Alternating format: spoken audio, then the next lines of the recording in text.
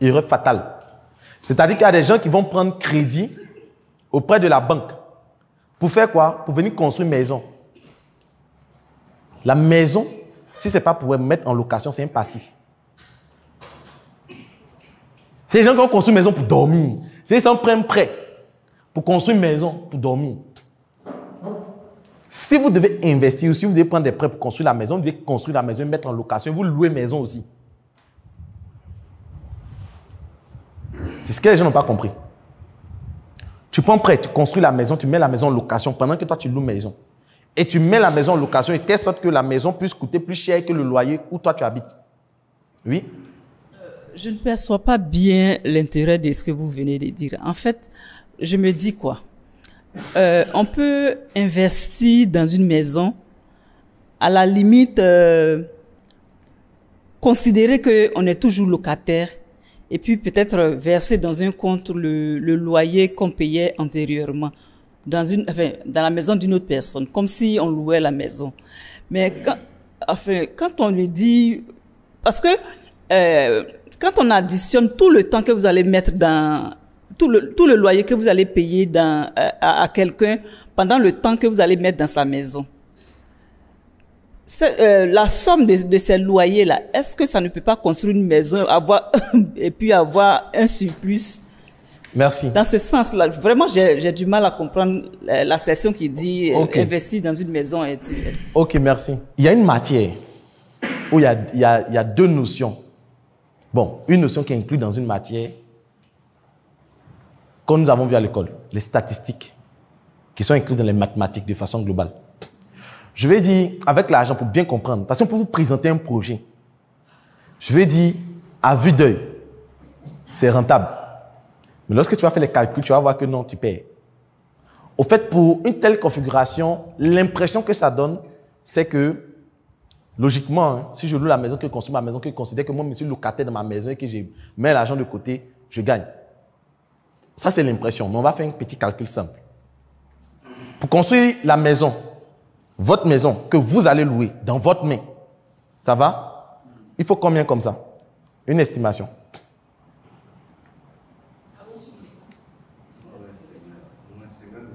50 millions. Donc, pour construire la maison, 50 millions. Avec l'achat de terrain, tout, combien? 50 millions. OK. Tac. Tac. Donc, 50 millions pour construire la maison. Lorsque vous construisez votre maison, ça c'est quoi? Une chambre salon, deux chambres salon, c'est quoi? 50 millions. Ils ont deux chambres salon. Deux chambres salon. Deux chambres salon. Deux chambres salon, si vous devez louer, dans le quartier où vous avez construit votre maison, hein, que vous louez vous-même, si vous devez louer, ça va coûter combien?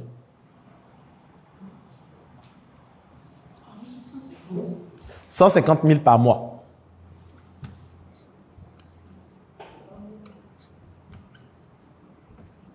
« 150 000 francs par mois pour louer la maison. Ça va? Vous faites les 50 millions divisé par les 150 000.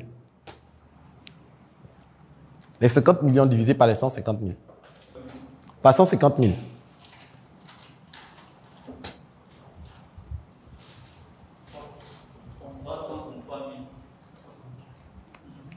Ça fait 333 000. 333 000. Non, 50 millions divisé par 150 000. 333,33 en fait. Voilà. Ça fait 333,33. On va supposer 334. Donc, ça fait 334 mois. Ça va? C'est-à-dire que si vous avez construit une maison à hauteur de 50 millions, ça vous fait 334 mois de loyer. Vous allez faire 334 mois. Un mois, bon, on va faire une petite règle de 3. Hein. Tout n'est que manipulation. Si je te disais que depuis l'enfance, tu as été manipulateur et manipulé. Je suis M. Loko Kofi, coach en marketing et vente. J'aide et j'accompagne les entrepreneurs à vendre plus et plus vite. Ce que j'ai remarqué, c'est que la plupart des personnes ne comprennent pas que pour bien vendre, il faut manipuler. Oui, pour bien vendre, il faut manipuler. Manipuler, c'est orienter quelqu'un vers un objectif que vous souhaitez. Lorsque nous étions petits, nous avons des parents qui nous promettaient de nous acheter un vélo, un biscuit, un bonbon en fonction de nos résultats scolaires. Et à cause de cette promesse, qu'est-ce que nous faisions? Nous nous mettions au travail et nous savons que derrière ce travail, nous allons avoir une récompense. Même si très souvent les parents n'honoraient pas leurs promesses, mais on se retrouvait quand même à faire le travail qu'ils voulaient. Donc comprendre les techniques de manipulation, c'est comprendre que moi, en tant que vendeur, il y a mon produit qui peut aider le client à passer d'une étape A à une étape B. Si une personne est en surpoids, j'ai un programme ou un thé qui peut aider cette personne à perdre du poids. Si une personne a des difficultés de vente, j'ai un produit ou un service qui peut l'aider à vendre. Si une personne a des difficultés à pouvoir prendre la parole en public, j'ai un programme en art oratoire qui peut aider cette personne à passer de l'étape de peur de prendre la parole en public à prendre la parole en public. Donc, c'est toutes ces stratégies-là que j'ai mis dans ce livre, les techniques de manipulation en vente. Oui, parce qu'en tant que vendeur, tu dois manipuler, tu dois apprendre à manipuler, mais manipuler pour aider tes clients à atteindre leurs objectifs parce que tu as le produit ou la solution qu'il leur faut. Très souvent, tu es bloqué face aux objections de « je vais réfléchir, je vais voir si j'ai l'argent, je vais vous revenir ». Dans ce livre, tu vas pouvoir transformer une hésitation en un acte d'achat. Il y a plus de 33 techniques de manipulation dans ce livre et je te montre de façon stratégique 5 étapes par lesquelles toute personne passe, peu importe son pays, peu importe sa nationalité, pour pouvoir acheter un produit. La première étape, c'est l'identification du problème. Toute personne, avant d'acheter un produit ou un service, va identifier qu'actuellement, elle est dans un besoin. La deuxième étape, la personne va évaluer les différentes solutions qui se proposent à elle. Donc, je vais rechercher une solution pour pouvoir trouver une solution pour régler mon problème.